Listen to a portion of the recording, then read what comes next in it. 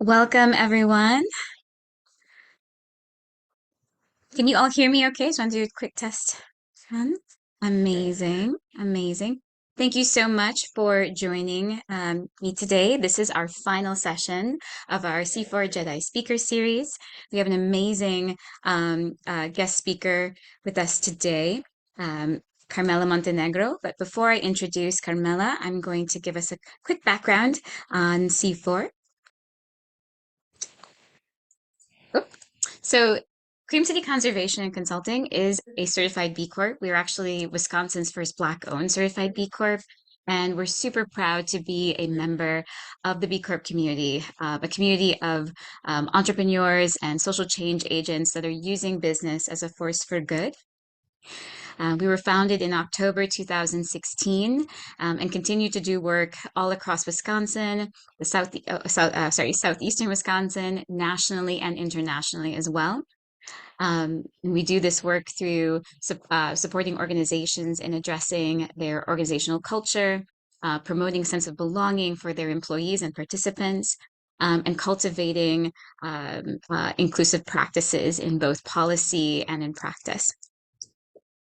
We have a closed loop system of preparing the next generation of environmental leaders, while also preparing the next generation, while also preparing the existing industry to be ready for that next generation of conservationists and environmentalists. Over 60% of the profits that we earn from our consulting directly go to support hands-on service to public lands, specifically in southeastern Wisconsin. We believe that true leaders create more leaders, not followers. And so we are super proud of our graduates who have gone on to be change agents themselves in the realm of sustainability. Just to give you an idea of where C4 works, when we are outside on our conservation core side, we work on the land. We do this in partnership with the Department of Natural Resources, the U.S. Forest Service, our local county parks department, as well as other local land trusts and non-for-profits that work in habitat restoration, as well as biological sustainability. We also work in the space of water, specifically around climate resiliency. We prepare the next generation of green infrastructure engineers, training up young people to install rain gardens, work for waste water management systems, as well as installing and maintaining various green infrastructure such as bioswales and permeable pavers. And it's a really great way for our young people to be a part of preparing the Midwest for incoming climate refugees that we expect to see over the coming years, unfortunately, due to the impacts of climate change. We also work in the space of food sovereignty, and we do this in partnership with the local Boys and Girls Clubs, UW Milwaukee Office of Sustainability, as well as some other local food institutions around Milwaukee City, or the city of Milwaukee, rather. In this program, we teach young people how to grow food from seed. They learn about soil science and food justice. And last but not least, but most importantly, we work in the space of policy, connecting young people to civic activism and climate advocacy.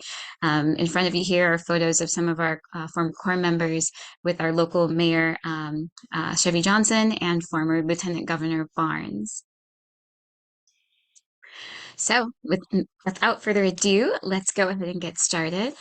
I am going to introduce our speaker today, which is Carmela Montenegro. So, whoops. Sorry, one moment, friends. Grab Carmela's bio here. So Carmela, who goes by she, they, is a DEI consultant with a background in outdoor education, outdoor retail, and cross-cultural communication. She is a first-generation Filipina American from Keystone, Colorado, of the Ute tribal lands. Is that Carmela? Thank you. Okay. Thanks. She has been a DEI educator since 2017 and is a sought-after trainer for outdoor education teams, retailers, and major ski resorts. Carmela is an established keynote speaker and was the youngest presenter at Disrupt HR Denver 14.0.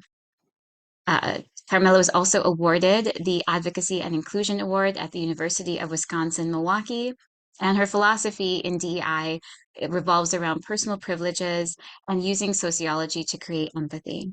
Outside of this, Carmela is a snowboarder, cast iron camp cook, and an avid hammock napper. So please, without further ado, give a warm welcome to our final and amazing speaker, Carmela Montenegro. Yeah, thank you. Really honored to do this with August today. I'm going to share a little bit more about why this is super important to me um, as we go through. Oop, there's my screen. So today we're going to be talking about QPOC, queer people of color, understanding and defending them.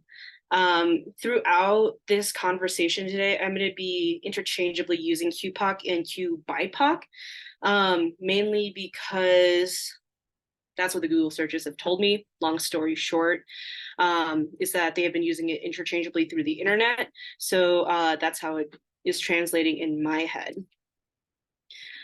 Just wanted to, I know August has introduced me. So just a little bit about why I'm credible. I am the founder of a DEI consultancy based out of Keystone, Colorado, mostly working in the ski industry and outdoor retail companies out here in Colorado.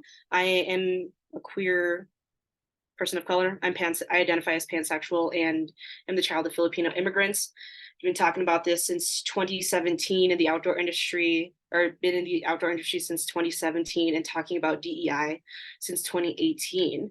And a lot of what I'm going to be talking about today is research that I learned through my therapist, who is also a queer person of color. And although I couldn't find as much solid, easy to access data on queer people of color, a lot of what I've learned through or in that will be presented in this presentation today is going to be research that I collected from my therapist. So essentially aggregating data from like longer research studies, textbooks that my therapist has recommended that I read. And I'm going to essentially share as much as I can into something more tangible for everybody else. Just making sure we're on time. So if anybody sees me looking down, I just want to make sure that I'm on time so there's enough Q&A available at the end.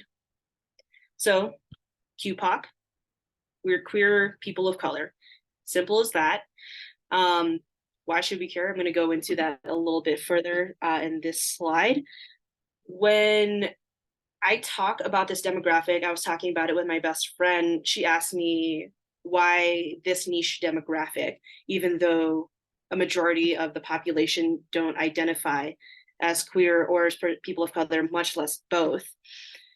When we're looking at, and I'm going to go straight into the understanding part, the third point here, is when we're looking at the social caste system, there's a social caste system that was developed by Isabel Wilkerson that essentially societally states like there's going to be men, for example, at the top who receive the most benefit in the social caste system, race, white presenting to darker skin, for example. And she talks about the social caste system. A lot of research is talking about intersectionality, which I'm also going to share in the next slide. Once we understand people who are further marginalized, the more we can better understand people who identify somewhere in that gray area in between. So again, it's very important to understand this very niche community. Okay, so why it matters. So that's a little bit why it matters. Then I'm going to talk about LGBTQ and feminism. Looking at research based starting in the 1920s and 1930s, the movements in feminism have mostly been impacting white women, white middle upper class women, and LGBTQ rights as it was starting to ramp up into the 1960s has mostly benefited cis uh, cis white men and women until the Stonewall riots in the 60s. So until the Stonewall riots, it's kind of been undercover um, talking about the intersectionality between people of color and being queer. So it's kind of taken the sidelines historically. I also want to call out very importantly Black trans women who are some of the most targeted in society, especially when we're looking at committing suicide and uh, communities that are mostly targeted when they're going out. Um, and I have a statistic here, which shocked me when I was trying to understand this a little bit more, is the mental health that can impact queer people of color. So I pulled this quote, racialized queer people in high school are more likely 20%, 27%, excuse me, than queer people, 22%, and non-queer 5% peers in the US to commit suicide or consider suicide in high school. So when we're talking about, again, that intersectionality, when you're starting to pile up these marginalizations, it takes a heavy toll on the mental health. So there's a little bit on that specific identity and why we should care. Going a little bit, here we go, intersectionality. I think it's really important to go a little bit deeper on why this matters to us by talking to everybody else who doesn't identify as queer or as a person of color in the through intersectionality. For those who are not familiar, I'm just going to define it really quick for you all. Kimberly Crenshaw famously coined this term in 1989, for those who care, Taylor Swift's birth year. She recognized that I believe it was Black men that were being challenged, and she was wondering why there's a correlation between Black men being targeted versus Black women being targeted. She did a lot of research on this when I believe she was a professor at UCLA at the time. But one of the bigger impetuses to her creating this research is, as she was working with her colleagues, is that when we're looking at the social caste system, they suspected that she was trying to flip the social caste system by putting Black women on top. Whereas intersectionality, she was able to fight back and say, intersectionality is to build those connections between our identities and figure out how one connects with another. So there's a little history on intersectionality.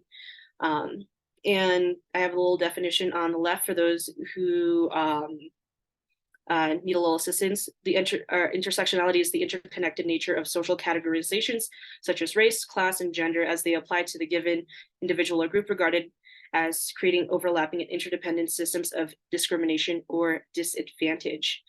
So one specific example that Kimberly Crenshaw has shared in her TED Talk back in, I think, 2016, 2017, was talking about, oh my gosh, she was talking about violence against Black women in the nightlife, and talking about, oh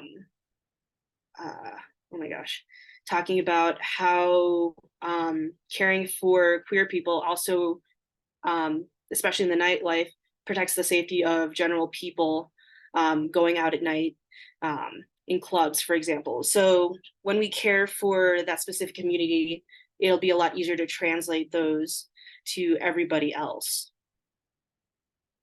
So again, intersectionality, when we care about one community, it's gonna positively impact the rest of us. Okay. So, are we doing time? We're doing pretty solid. So, nuances in caring for QPOC. This is probably where I'm going to spend the most time talking because I think it's really important. Through my work as a diversity, equity, inclusion consultant, most of my work is in the workspaces. So there's a lot of nuances and a lot of mental health that'll impact these queer people of color. And I'm going to be using terms that are typical in the neurodivergent community. So for those who are not familiar, neurodivergency encompasses people that have ADHD, autism, Asperger's, bipolar disorder. It encompasses those levels of mental health that impact social and attention. So I'm going to be using those terms. Feel free to ask me questions at the end because this is although I don't identify as neurodivergent, I think it's important to understand this language and I can speak relatively confidently on that. So nuances in caring for QPOC, whether as a friend, coworker, or as someone you're trying to let into your life, is understanding that there's different kinds of trauma that are involved with queer people of color. So, oopsies, there goes my notes. Oops. So they can activate certain responses such as RSD, which is rejection sensitive dysphoria, which means that feedback for the neurotypical people who are clinically boring is the best way I can put it, is they take feedback and negative emotions a little more intensely because of that ability to hyper focus. And then PDA, which is personality, oh my gosh, personality disassociation. I totally forgot what PDA stands for, but essentially, autonomy. Well, anyway, PDA means that if you give them a command, there is going to be an inherent desire to reject that demand. So if you ask them to do the dishes, there's going to be a part of them that doesn't want them to do the dishes. So for those who are neurodivergent, that might even stem into stimming, distractions, doing everything else other than what they were asked to do. And although it might not directly and it might not intensely impact queer people of color, similar sensations will exist within these queer communities because of traumas that can be impacted through generations. So for me, for example, I'm Filipina American. I was raised to be very careful and listen to my parents, respect my elders, for example. The social need to please them was very high growing up. So when they would give me feedback, tell me that I wasn't doing well, it was very painful for me, like going into that rejection sensitivity dysphoria. It was very painful for me to accept that feedback, for me to feel like my parents didn't love me anymore. And that's something that I've been working on with my therapist. And also on the opposite side, the sense of autonomy, when they told me to do something, there was a painful part that wanted me to have that Americanized autonomy that I have craved wanting growing through the American school system. But my parents telling me what to do has really challenged me to not want to do those things anymore. So again,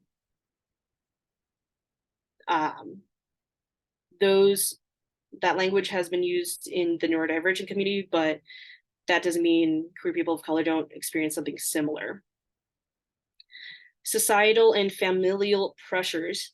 Most of my work is in the outdoor industry, and I've done research in my undergrad talking about those barriers to entry. Why don't people just go into snowboarding? Why don't people just go on a hike? It's harmless, it's painless. It's not as easy as people think to just break those boundaries. for me, when I started entering the outdoors, I went on my first camping trip and I lied to my parents about it because I didn't want them to um, gaslight my experience. I didn't want them to stop me from doing what I wanted to do. I really wanted to go camping because that was something that all my friends did, and they invited me, and I was really excited. So there was a lot of pressures doing stuff like that. And then now that I live in Colorado and I'm expanding to Denver, for example, trying to get more people of color into the outdoors, I ask them something like, why don't you go backpacking? Why don't you go hiking? Why don't you go snowboarding? And I will receive a variety of answers. One that really stuck out to me, and this is something that I share with people who ask me this question, like, why don't you go snowboarding? Or why don't you go backpacking? The answer I've gotten, and again, I've used this before myself, is why would my parents live in a developing country to not live in a tent for me to spend hundreds of dollars to be in a tent and choose to live in that tent and make my legs hurt for days? And once I heard that from somebody in the city, I was like, it makes a lot of sense because my family did something which people in America find as a luxury, which I find kind of comedic um, in hindsight. So it's not as easy as it thinks. And although you can break past that, there's still that voice in the back of your head that says, okay, your parents worked hard to um, to do these things, but you're choosing not to. And there's a saying in Tagalog, which is the Filipino language, which is uh, I think the saying is utang sa loob, which means the debt you owe with inside you, which translates to paying it back to your elders. And again, that goes back to that guilt that you hear in the back of your head. The third thing I want to talk about is race lighting. There's gaslighting, right? Where you undermine somebody else's experiences and you essentially disregard them. Race lighting is marginalizing them based on their races.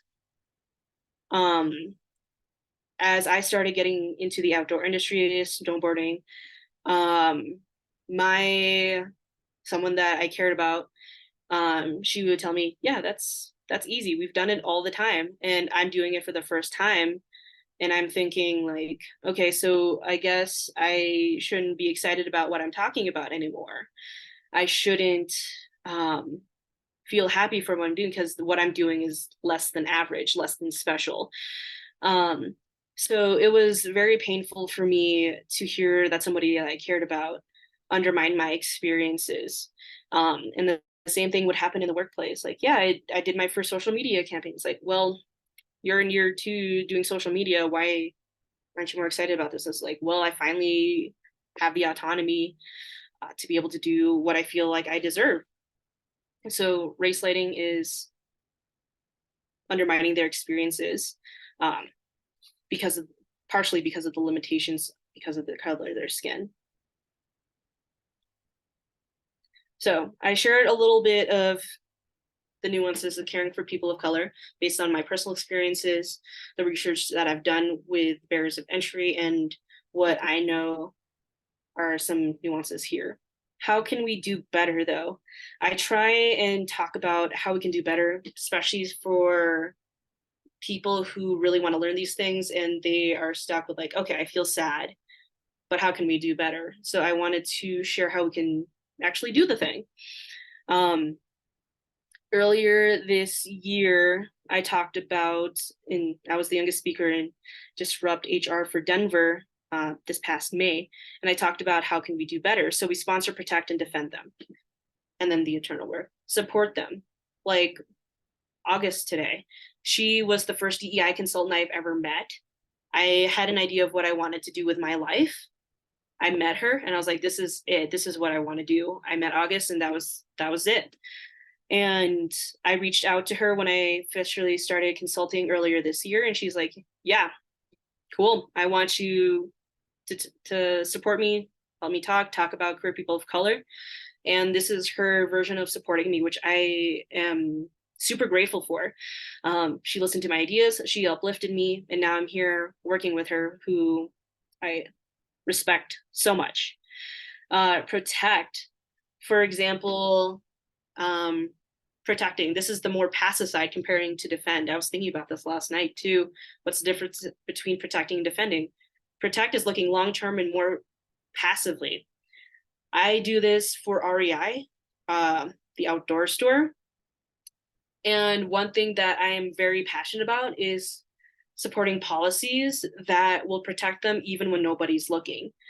So one thing we have talked about is like, if anybody becomes an aggressor, well, this is a policy in REI, but making sure that the team knows that if there's an aggressor, you have the right to a half-hour paid break and you have the right to leave work early. But also, when we're looking at policies, I will be working with the managers if someone has done you wrong. And I have trained other people in my team to be able to support other employees who feel like they have been wronged as well. So it's a little active, but the systems aren't in place for them to work passively as well. Defending is doing the proactive work. For example, I have employees that wear they pronouns. I have one particular employee who wears they pronouns. I wear my they pronoun. I should wear she they pronouns, but I have an employee that wears they them pronouns exclusively. And there were customers that would interrogate this employee, and I wasn't on shift at this point, but there were two employees that were supporting, answering these questions, defending this employee, which they were very proactive on. They were on top of it. They were ready to ask this customer to leave the store because the questions were just getting a little faster and at high risk of getting more aggressive. So I think it's important to be able to be active on that sense. And the fourth thing, which I think is also really important, is the internal work. Through my year here as a DEI consultant, there's a lot of people that are telling me, yeah, I donate to nonprofits. Yeah, I donate my equipment. I spend more time doing XYZ. One thing that I find that will better improve long-term development when you're looking at supporting and defending is doing the internal work. What can you do to better educate yourself? What can you do to challenge yourself? What is stopping you from being more inclusive and understanding that there are going to be natural boundaries between the internal work and the external work? Because the external work is theoretically easy, but it's not authentic until you do it internally. So those are the 4 major takeaways that I recommend anybody who is in here today to do a little bit better, think about as we wrap this up, because I think it's really important, because if you're here, you obviously care. So that is it. Thank you for sitting through this quick little presentation / workshop. And I will happily take any questions. Is that August coming in here? There we go. Thank you so much, Carmela. So our first question is from Nina. And Nina asks, do you have any book or article recommendations that you came across during your research? Books or recommendations? I audiobook a lot of books for queer people of color. The one that stuck out to me when you asked that question, where is it? So the book that I specifically have, and I haven't like read it from cover to cover, I go in there and I just skim it here and there, is Brown Skin, White Minds. It's specifically talking about Filipino immigrants to the United States, its impacts and traumas, and how we perceive America as a third culture kid. And it gives me a lot of insight on the traumas that impact Filipino Americans, um, how we move around the world, how we perceive the world. So it's a really big book. It's like 350 pages or something like that. It's definitely meant to be a textbook. So that's the first one that I recommend if you can get your hands on it. Again, it's a textbook. Something more tangible that I really like is The Caste System by Isabel Wilkerson. I think I mentioned it earlier today.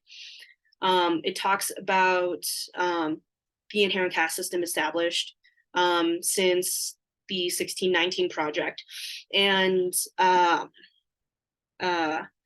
how essentially it talks about white people at the top, black people at the bottom, and the inherent caste system. You can make better inferences, but it mostly talks about race in the social caste system. Um, and understanding how that, and once you understand the caste system, it's a lot easier to translate to being a better activist. And the third book, I was talking about this with a friend last night, is probably My Grandmother's Hands. I forgot who wrote that. Um, I would recommend that you get a hardcover of that compared to an audiobook. The reason I recommend that book is because it talks about generational trauma and how it impacts the body throughout 7 generations, and somatic health. Um, it has a lot of activities, which I think are very beneficial. That's why I say to get the textbook or hardcover version. Um, it's kind of hard to do on an audiobook because it has you to do exercises in an audiobook in the car, and you don't want to be like meditating while you're driving. I don't know. Unless you're like listening. But those are the 3 books I recommend: is Brown Skin, White Minds, The Caste System, and My Grandmother's Hands. Great. Thank you so much. Yeah, thank you. Good question. I read a lot, so unfortunately not a ton of books that specifically talk about queer people of color. So a lot of it has to be taking pieces and like intersecting them. Oop, questions are popping up.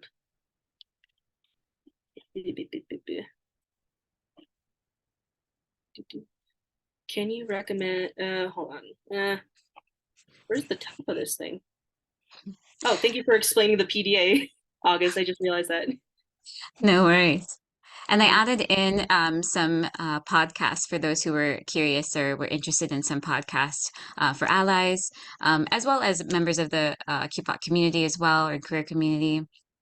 Solid. Yeah, Oh, All Boys Are in Blue. I totally forgot about that one. I haven't finished that one yet. it's so good. Yeah. Any other questions, friends? Oh my gosh. Uh, what is the podcast? I started listening to it. I think it's called like X Culture. Um, it talks about culture as a black gay man. I'm trying to remember. I haven't listened to the podcast in a while. Um, I'll link it once I find it. And keep in mind, friends, you will be getting a one-pager with Carmela's contact information, as well as some additional resources and the link to the recording of today's session once it's uploaded to our YouTube channel. And this is going to be available for folks who weren't able to be here live today as well. So be on the lookout for that around by Monday next week. I think we have time for 1 or 2 more questions if anyone has any other things they'd like to ask. And again, you are invited to be unpolished. Please don't feel like your questions have to be perfectly configured. We're in this together. So Yeah. Yeah. What's the concept I learned? It's like cookie dough ideas. You can make the cookie dough, but you don't have to figure out how to bake it. So we can bake it together. That's a good question I've had about um, queer people of color. The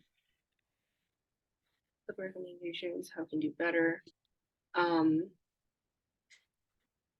Ah, um, I put this on the worksheet as well.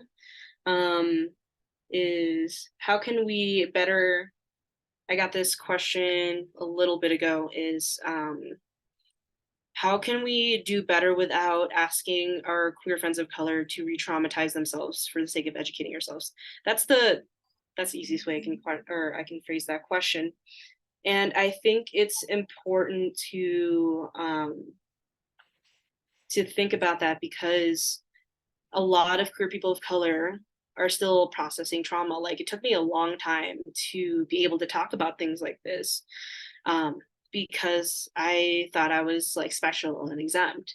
My parents essentially tried to raise me to be white. Like they, for a while, they didn't tell me about my Filipino heritage until I got a little bit older, even though I was speaking Tagalog at home. Um, but yeah, talking about how we can be better supporters as queer people or to support queer people of color. And one thing that I fervently talk about is um, spend, I don't know, like 2 to 3 minutes, go through your Instagram feed, your LinkedIn feed, whatever it is. And this is an activity I do with my clientele. Write down your first like 10 creators that show up on your feed, and then write down the identities of the people who show up on your feed and think about um, the identities. Are they going to be all? So back when I was a freelance marketer, a lot of them were going to be white women. And I was like, wait, these are a lot of the same people. I need to diversify who I'm following, what kind of content I'm supporting. And since when I was a freelance marketer, I was able to learn a lot more about how to create copywriting content for the Latina community in the outdoor industry, for example. I was able to learn more about the importance of building communities in BIPOC communities versus ad spend for like as the general best practice for marketing. So that changes your perspective on how you who you're following and who you're consuming content from, especially if they're monetizing and it doesn't really cost you anything other than your time. Because what is it? A close friend of mine, he's a content creator, and he said something astonishing like Black men take up 10% of content creator funds, something like that. And I was like, that's a lot considering how many Black content creators are out there. So it's really important to, even if you can give Black men, for example, an extra follow, an extra shout out, intentionally comment on their posts, it looks a lot better for them in the algorithm. Um, and I think it's really important to support them if you can't afford it financially, Mhm. um, because that's an inherent way to combat that oh my gosh, what's it called? To combat that biases, that sense of comfort that we have. Absolutely. And I just put in the chat that 99% of TV executives who decide what we watch in the United States are white. And close to 70 to 80% are white men. So doing an audit of what you watch, right? Who you read, who you follow on social media is a great first step for diversifying your consumed media. And for anyone who is curious about, well, if we're talking about the workplace, like why would we focus on sexual orientation, for example, when that seems like not a relevant point for the workplace, or perhaps even deemed inappropriate. I want to just offer that there is nothing inappropriate about one's like sexual orientation. Um, Society, unfortunately, has created you know essentially this the norming, right, that heteronormativity or heterosexuality is standard, and everything else is compared against that. I invite you to consider this as when you're making policies, for example, especially if you are not a member of the LGBTQA community, we're going to have certain blind spots. For example, if someone has a child that's going through cancer, or they're adopting, for example, or even getting ready to get married, there's so many things that the workplace does to celebrate these life events, to support colleagues when there's health issues. These might be things that some of your employees may not feel comfortable sharing because you haven't explicitly um, presented your organization, yourself, your company as a safer place for them to bring their full selves to work. And so that's an additional cognitive load on your LGBTQIA and LGBTQIA employees of color that they would have to navigate alone. So, normalizing and operationalizing your inclusive practices, your just practices for QPOC folks is what is going to begin to create an environment where everyone can bring their full selves to work, which involves family members, right? And all the realities of life beyond just the heteronormative component. So. Okay. So we have I think another comment or question. So Chad asked, hi, I have a 12-year-old son who is starting to think about his sexuality, and I think he may be queer. Do you have any experience to share about common pitfalls or ways for me to avoid creating trauma as he figures himself out? He is white. You want to Awesome. answer that or? You go first and I'll follow up. How about that? Yeah. The So question. I would tie this back to the supporting, protecting, and defending your kid. Um, at that age, I was very curious about girls. And I didn't really take it seriously.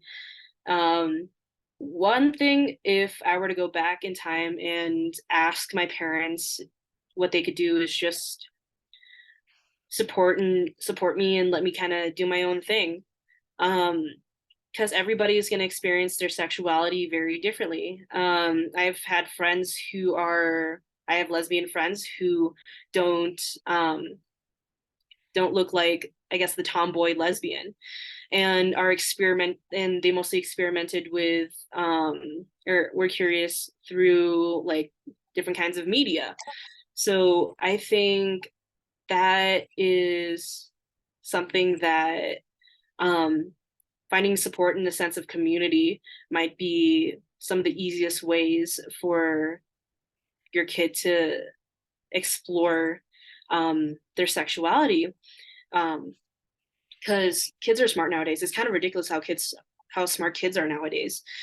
Um, so I think let them experiment, find that sense of community, let them consume media with people that they can look up to. Like I wish I found RuPaul back in the day. Like that would have been really cool. Um, and I Mhm. think, and one thing, if I could talk to my parents, is like, if I had questions, please be a safe space where I can emote myself. I think um, if your kid's expressing that they want to be vulnerable with you, be that safe space that they need. Because it can be challenging if they don't develop that muscle early on. Mhm. Yeah, thanks, Carmela. And if I can add, um, one of the things that even my own parents did, and I do now with our core members, because of this, is not to come into the relationship with your children, especially assuming their orientation. So, normalizing like the use of the term partner, significant other, not making assumptive statements like, oh, when you're gonna do you have a girlfriend, right? Um, not assuming their pronouns, for example, normalizing that could change. Um, and also, taking a look, we talked about auditing your media consumption. Another great thing to do is auditing your friend group, right? Who you socialize with. Ooh, Um, I remember being, gosh, maybe 4 or 5 years old, and my parents having friends who were a same sex couple. And in my mind, that made total sense because my parents were of different races. And so, again, as a child, I had no idea what intercourse was or any of that stuff, but I understood relationships, I understood families. And so to me, that made sense from this perspective of, oh, yeah, my parents don't match. Other people's families might not match. That's a thing, right? So it reduced the need for this huge whoa aha moment. It just was part of the lexicon, if you will. And so I've seen parents have the most success when they also work to take a look at, who do I spend my time with, who's in my circle. And again, much like with a company, normalizing and operationalizing equity, looking at our personal lives and normalizing inclusive language with our children, with our friend groups, um, normalizing and operationalizing non-heteronormative activities and behaviors, right? Um, because the more inclusive we can be, the less having to out oneself a child has to do, right? There's less correction that they have to do to us. Like, actually, by the way, I don't identify this way. Or so you're reducing some of that mental load on your children in that regard. Yeah, Amazing question. I like that. I like that. Mhm. Reduce that heavy impact of trauma. I like that. Mhm. Yeah, good Yeah. question. All right, friends. If there are no other questions, going once, going twice, then I'm going to go ahead and give you all a quick poll. If you think of any other questions that you'd like to ask, you're welcome to send those into the chat right now. If you wouldn't mind taking a moment to fill out the poll in front of you, this helps us know how impactful these sessions have been for you. Again, these are intended to be micro learning experiences. Um, and yeah, thank you again so much for being here. Thank you for being a part of this movement of creating a more just and equitable communities. And I hope to see you all in our next iteration. Again, if you are interested in getting more support on how you can create more inclusive and just practices in your organization, please do consider signing up for our our Jedi cohort series, which starts in January. The deadline to apply for that is approaching. It's going to be December 15th, I believe. So if you'd like information, if you'd like information, about that, you can email me at august@creamcityconservation.org. And I will see you all soon. Thanks again, everyone. Have a great day. Take care of each other. Take care of yourselves.